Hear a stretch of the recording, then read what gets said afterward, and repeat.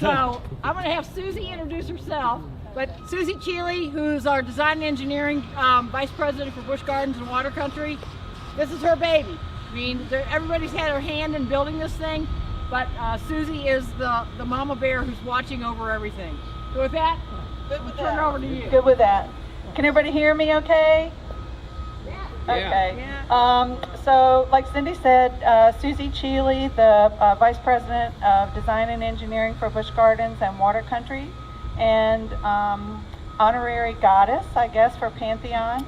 So here we are. We are very close to finishing up the construction of the ride.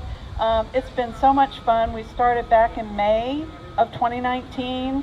Some of you might have been here for the media day when we were, we had a lot done already, but all you could see was the top of some of the footing, so it probably wasn't real exciting for you as it was for us.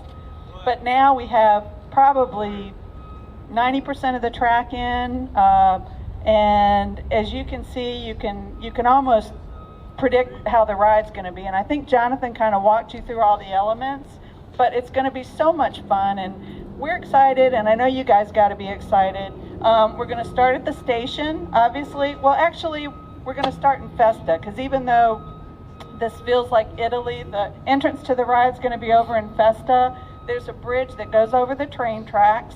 You guys will walk over here, walk up to the station. From the station, you can see how the track goes out, goes down through the first launch here, around through, it's like spaghetti, right? The track just crisscrosses everywhere. Over through the second launch, it's going to go up toward the top hat, and then you're going to come backwards. You're going to come backwards through the launch again, up to the top of the spire, which is behind me. Very tall. It's going to be pretty interesting being up there. They thought we could maybe get me that high up here, but I think this is plenty high enough.